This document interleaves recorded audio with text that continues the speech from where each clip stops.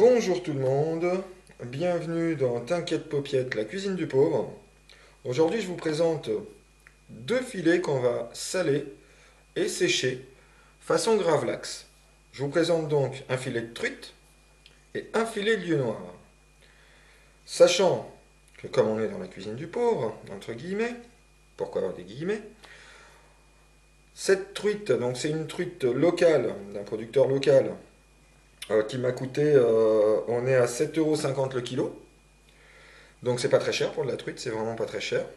Euh, le lieu noir que j'ai pris chez le poissonnier, chez mon poissonnier habituel, qui était à 6,80.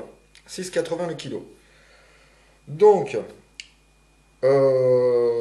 j'avais pas vraiment d'idée, donc je me suis dit on va se faire une petite truite gravlax. Et le lieu noir, je ne l'ai jamais testé de cette façon-là. On va voir ce que ça donne, donc ce sera en plusieurs étapes. Je vais tout d'abord, on va aujourd'hui passer au salage et à la préparation. Après, il va y avoir une période d'attente au frigidaire pendant 24 heures. Puis après, on va nettoyer le sel en excédent. Et puis après, on va le laisser sécher. On commence tout de suite par la première étape qui est avant le salage. On va parer surtout le filet qui est là et lui enlever la petite ligne d'arête qui reste là, qui sera après, bien sûr, qui rendra le poisson beaucoup plus facile à couper et bien sûr beaucoup plus agréable vu qu'il n'y aurait pas d'arête. Pareil pour le filet de lieu noir, on va enlever les petites arêtes qui sont là et on va parer un petit peu pour rendre un petit peu plus joli, et plus homogène en termes de taille le filet de lieu noir. On va procéder tout de suite à la parure, au parage, à la paration du premier filet, donc la truite. A tout de suite. Donc mes chers amis, nous revoici donc avec notre filet de truite, notre couteau qui coupe très bien, c'est un vrai rasoir. Je ne le dirai jamais assez, pour faire de la cuisine, il faut avoir des instruments qui soient vieux, comme les miens. J'ai des casseroles qui ont plus de 20 ans, ce couteau il a plus de 20 ans. Enfin voilà, cette planche elle a bien été utilisée, ça se voit, elle est propre, mais à force, un jour il faudra que j'en rachète une autre. Je vais peut-être essayer le bambou, comme ma petite planche, mais en plus grand. Bref, on va donc parer ce filet pour le rendre plus consommable, entre guillemets, en termes de poisson gravlax. On va surtout pas lui enlever la peau, on va lui laisser sa belle peau. Hein. Vous voyez, c'est une belle truite, fario, mais élevée, par un compère du coin. Donc, on va enlever ce gras, on va procéder de cette façon. On va couper un petit peu en biseau, vous voyez, un petit peu en biseau, pas trop non plus, pour lui enlever cette partie assez grasse. Et cette partie assez grasse, nous n'allons pas la jeter, nous allons la conserver. Le poisson sent extrêmement bon. Là, j'ai encore une arête, je le sens, je crois. Non, c'était la peau. Donc, vous voyez, ceci, on va pas le jeter. Ah, zut, je viens de le piquer, c'est pas cool. Ça, on va le réserver pour faire une petite sauce à la truite, une petite crème à la truite, ou tout simplement une petite soupe pour une personne avec ce qu'on va parer sur le lieu noir aussi. Parce que je pense pas qu'on puisse faire une soupe de 15 personnes avec ça. Rien ne se perd, tout se transforme. Ici, pareil, on va couper légèrement cette zone-là, puisque cette zone-là, elle dépasse en fait de l'arête de la nageoire dorsale. Donc là, on a la nageoire dorsale, on a des arêtes ici. Donc on enlève, tout simplement. On va parer ce petit bout de gras en mode rasoir. Voilà. Ici, pareil, on va atteindre, vous voyez cette ligne, hein, on va atteindre cette nageoire dorsale qu'il va falloir enlever, parce que ça a été coupé. Ça a été coupé pas à la va-vite, je dirais pas, mais bon. Vous savez comment ils sont quand les humains, quand on commence à avoir trop l'habitude de faire les choses. Voilà, hop, ça c'est pour les déchets ultimes que je vais aller chercher mon petit bol à déchets ultimes. Donc là, on se retrouve avec cette partie-là qu'on va couper pareil. Vous voyez, toutes ces petites imperfections en fait, on va les couper et on va les réserver. Ça servira exactement soit pour une soupe donc, soit pour une sauce. Voilà, on coupe et on réserve. Ici pareil.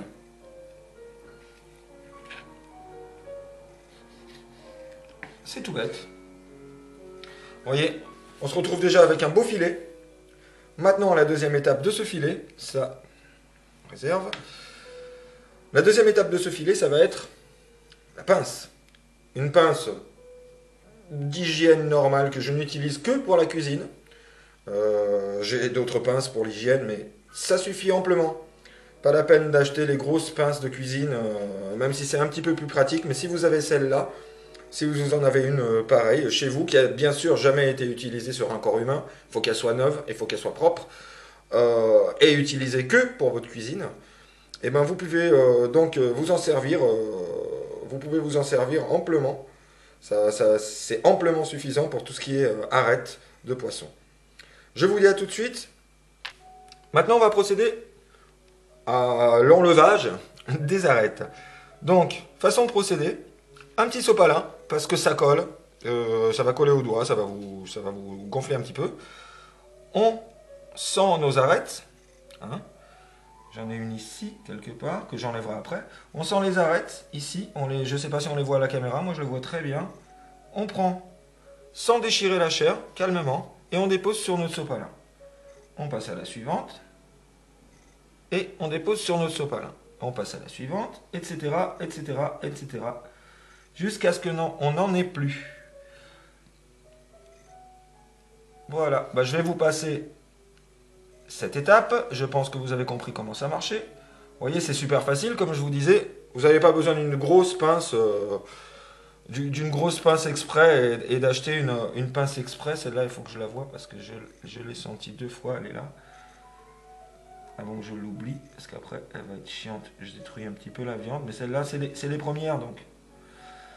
Les premières, elles sont découpées, vous voyez. Voilà, on enlève un tout petit peu de chair, mais c'est pas dramatique. Voilà, ça va se remettre après avec le sel, mais on évite quand même de les détruire. Encore une. Voilà, on va toutes se les faire comme ça.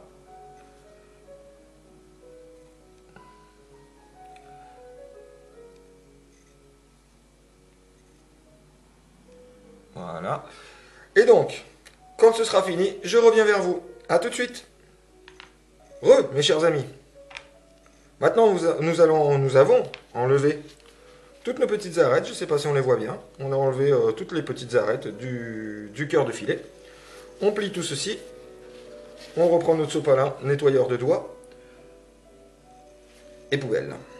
On se retrouve donc avec notre filet qui... On a enlevé les arêtes, bien sûr, du début, près de la tête, jusqu'à à peu près ce niveau-là. Après, il n'y en a plus. On se retrouve donc avec un filet totalement sans arêtes et prêt à se faire saler et à se faire assaisonner correctement en mode gravlax à ma façon. Donc, on se retrouve donc avec ce filet et ces petits déchets dont on va se servir. Ça, c'est une autre histoire. Je vous dis à tout de suite pour la préparation maintenant du filet de lieu noir. A tout de suite. Donc, nous nous retrouvons maintenant avec notre deuxième filet, notre filet de lieu noir. Il est un petit peu cassant, le lieu noir il est comme ça en général, c'est pour ça que même en cuisson il a tendance à se casser, il a un petit goût assez prononcé aussi. Ça fait partie des poissons aussi les moins chers du marché, à ne pas négliger non plus, parce qu'ils sont vraiment vraiment très bons selon la préparation qu'on le fait. Aujourd'hui on va le faire donc en gravlax à ma façon, tout simple, la façon la plus simple du monde. Et on va donc s'occuper, comme on s'est occupé du filet de truite précédemment, on va le parer, franchement là on va enlever un sacré morceau du poisson pour essayer de garder que la partie la plus épaisse. Ici, on aura notre petite ligne d'arête qui vient jusque là. Franchement, elle n'est pas très très grande, il y a 5-6 arêtes. On va donc couper avant les arêtes pour garder le cœur du filet.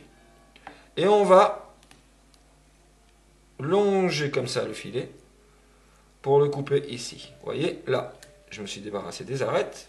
Elles sont toutes ici. Voilà. Et je me débarrasse. On va se retrouver avec le filet un petit peu de travers comme ça. Mais c'est pas dramatique. Ceci, qu'est-ce qu'on va faire? Je crois que vous avez déjà deviné. On va le mettre donc avec nos déchets, entre guillemets, de truite. Ici. Qui vont nous servir donc à faire soit un autre fumé, soit une sauce, soit une soupe. Rien ne se perd, encore une fois. Donc là, on va l'approcher. N'hésitez pas à mettre un vieux torchon si ça dépasse, hein, ça évitera que vous en mettiez partout sur votre nappe. Ou si vous avez un marbre, utilisez donc votre marbre. Si vous avez une table, une grande table, pas comme moi, un plan de travail bien correct, eh ben, utilisez-le, n'hésitez pas. Donc là, on se retrouve donc avec notre filet qui est un peu plus... Là, il est cassant, bien sûr. Et on va couper cette partie-là aussi, puisque elle est trop fine. Elle est trop fine, elle va saler très très vite. Et du coup, ce sera beaucoup moins intéressant. Ici, donc, nous n'avons plus d'arête. On va le rendre un peu plus joli. Hein. On va le couper comme ça, voilà. Vu que rien ne se perd, c'est pas dramatique. Et donc, on se retrouve avec un joli filet de lieu noir, paré, propre, avec un joli dos, bien épais, et la partie arrière, bien sûr, beaucoup plus fine, mais on va moins la saler, vous allez voir. Donc maintenant, on va passer à la partie, à proprement dire, assaisonnement et salage, et je vous dis à tout de suite. Mes chers amis, nous revoilà donc avec nos deux filets qui sont prêts pour l'assaisonnement. Nous aurons besoin donc, encore une fois, à ma façon, on va le faire de la façon la plus simple possible. Il va nous falloir notre plaque de four où on va mettre un papier cuisson, tout bête, surtout pas de plastique et surtout pas d'aluminium. On verra pourquoi un autre jour. Donc, nous avons notre filet de lieu noir, notre filet de truite qu'on va réserver. Et on va se mettre en face de notre plaque de cuisson. Ça ne servira pas à cuire, on est d'accord. C'est juste... Pourquoi le papier? Parce qu'il va absorber un petit peu de l'excès de gras de la truite, de l'excès d'eau du lieu noir. Parce que le lieu noir, il faut savoir que c'est un poisson qui n'est pas très très gras. Donc, nous aurons besoin de sel, de pas mal de sel. Ce sel-là, je ne pense pas qu'il soit suffisant, donc j'irai en rechercher d'autres. Nous aurons besoin d'aneth.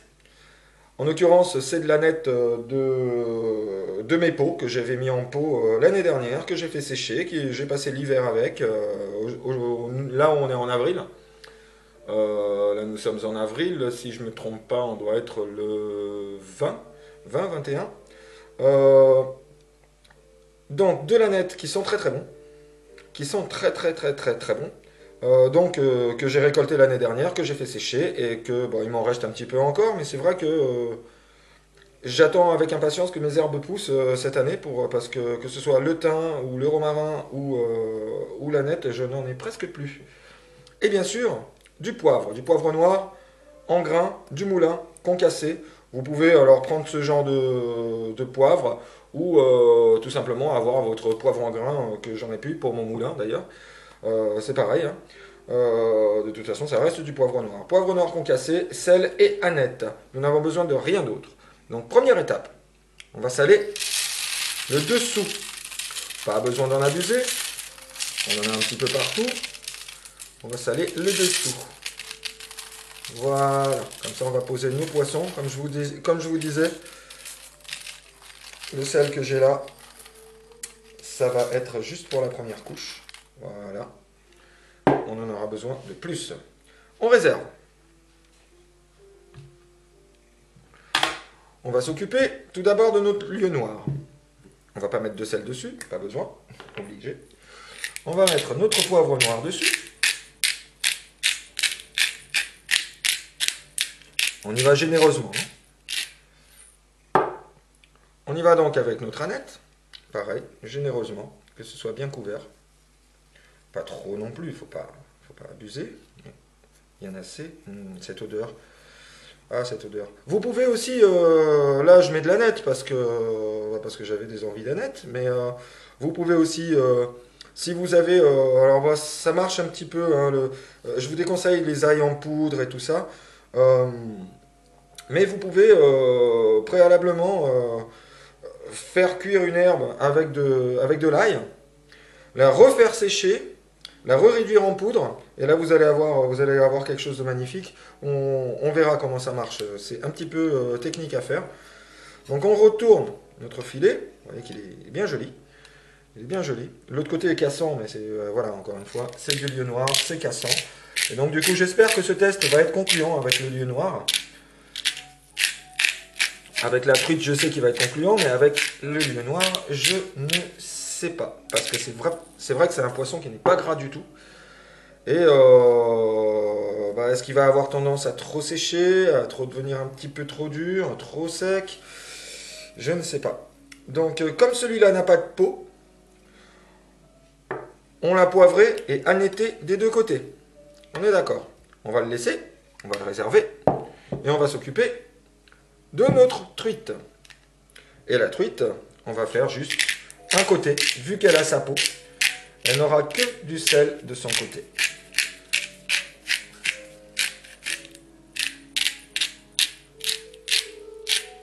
Voilà. Oh, encore un petit peu ici, pourquoi pas. Voilà, on fout un petit peu partout, c'est génial.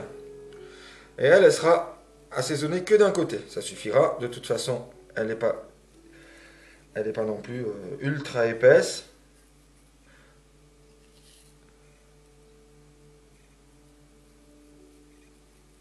Voilà. Ça suffira. Maintenant, on réserve. On prend... Qu'est-ce que c'est qu'il y avait dans mon sel? Ah, c'est un bout de... c'est un bout de fleur séchée, zut. Un bout de ma fleur séchée qui est au-dessus, qui est tombé. Ça peut arriver. Donc, on a notre sel. On va poser donc notre truite côté peau. Sur le sel, tout simplement. Pas besoin d'appuyer, pas besoin de trop tricher. On remet les fins d'aromates qui glissent encore dessus. Et on va mettre maintenant aussi notre poisson côté peau.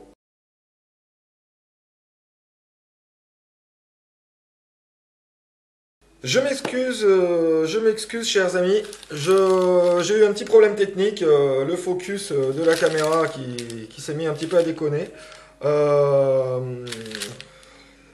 Donc du coup j'avais fini, hein, je me suis rendu compte un petit peu trop tard que la présentation du salage du dessus a été un petit peu, comment dire, techniquement perdue. Donc je vous présente donc du coup le produit fini entre guillemets. Hein. J'ai salé, hein, comme vous voyez, généreusement, mais pas trop. Il ne faut pas trop non plus couvrir en croûte de sel, parce que le sel il va faire un travail exceptionnel en très peu de temps. Comme vous voyez, ça fait une demi-heure que je l'ai mis au frigo. Du coup, je l'ai ressorti.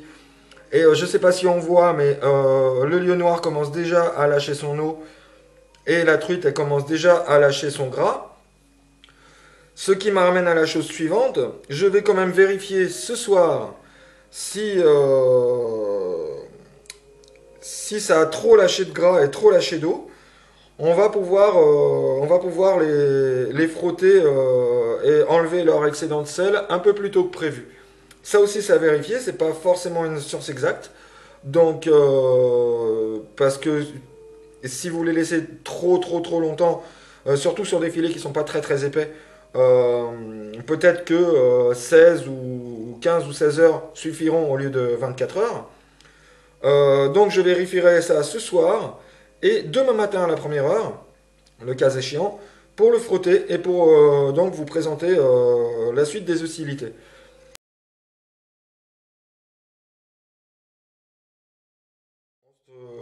On revient donc le lendemain. Comme vous avez constaté, on a déjà commencé à le goûter. La truite donc salée, quasiment pour ainsi dire séchée. On est 24 heures après, et je tiens à vous préciser qu'il n'y a eu, avec la méthode de salage précédente, 3 heures, que 3 heures de salage. Elle a rendu quasiment toute son eau. Je vous présente aussi donc le lieu noir qui, pour lui, en termes de poisson séché, comme vous voyez, on l'a goûté, mais il est un petit peu salé. Donc du coup, je vais le réserver et le cuire comme du haddock dans le lait. Et on verra cette recette un petit peu plus tard. Donc pour la présentation de notre petite truite, on va couper des petits bouts de filet. Vous voyez, le fait d'avoir retiré toutes les arêtes, on se retrouve donc avec un filet très très propre. Le salage a largement suffi. Donc un petit gravlax à ma façon, qui est très très bon. La truite par contre, elle a eu... Les deux poissons ont eu exactement le même temps de salage, le même temps de séchage. Donc 3 heures de salage, 24 heures de séchage. Et comme vous le constatez sûrement à l'image, c'est bien ferme, c'est bien bon. Et nous avons goûté ça avec les enfants. Et comme vous le constatez, il y a une petite partie qui est déjà partie, pour ainsi dire. Qui est déjà partie dans nos estomacs. On va couper un petit peu plus de travers comme ça. Voilà, petite coupe ratée. Mais c'est pas grave. On va couper un petit peu plus de travers. En laissant la peau bien propre. Hop. Et on va garder le reste pour ce soir, parce qu'on a pas mal d'apéros à manger. Donc voici le résultat. Notre truite séchée express, salée express. Si vous avez des invités, en moins de, je vous dis, en moins d'une journée, vous pouvez vous réaliser votre filet de truite gravlax, qui est très très bon. En très peu de temps, vous pouvez réaliser quelque chose d'assez sympathique. Donc servi, en l'occurrence avec un petit bout de poisson qui traînait, avec donc une petite crème à l'aneth, donc crème, sel, poivre, aneth, tout simplement. Et on va goûter ça de suite. Hop.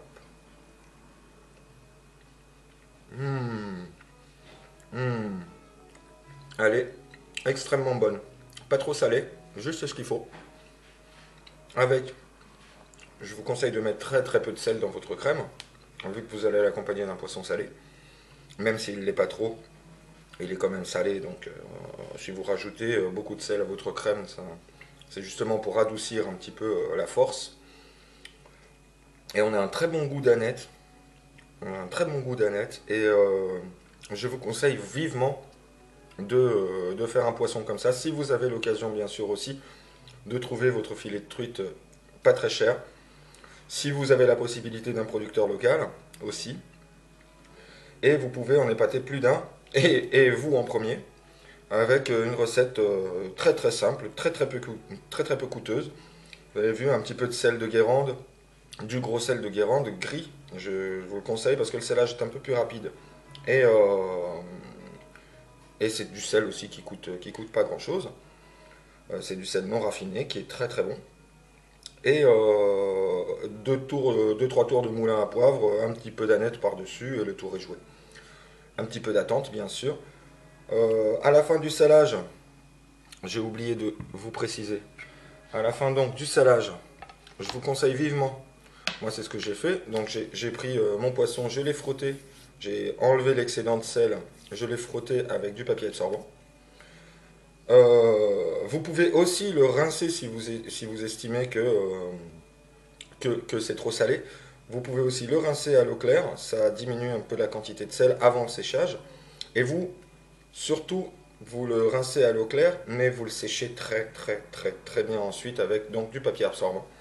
Et vous le remettez sur une assiette au frigo, préalablement avec un papier absorbant en dessous, pour s'il y a encore des quantités d'eau et des quantités de gras qui vont être lâchés par les filets, qu'ils soient absorbés directement par le papier et qu'ils ne baignent pas dedans. Donc à vous de vérifier. Je vous laisse donc sur la présentation du gravlax. Je me reprends un petit morceau parce que il est extrêmement bon. Hop.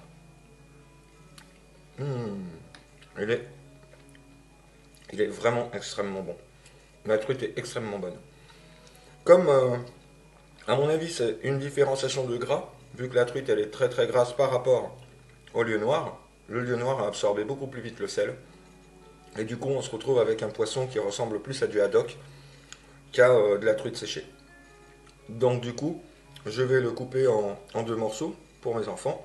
Je vais le faire cuire dans le lait, non salé bien sûr, et le servir avec des petites pommes de terre. Et je ferai une petite béchamel, une petite sauce blanche avec le lait de cuisson du poisson. Tout ça va nous réduire les teneurs en sel et nous rendre un poisson qui va être magnifique, qui va plus du tout ressembler à du lieu noir si vous l'aviez fait tout simplement en frais et frit ou cuit ou vapeur ou comme vous l'auriez souhaité au départ. Donc voilà, écoutez, je vous souhaite une bonne continuation. Je vous fais des gros bisous, je vous remercie de nous avoir suivis encore une fois. Je m'excuse encore une fois pour tous les problèmes techniques d'éclairage, de zoom et de flou. Et je vous dis à très bientôt. Au revoir.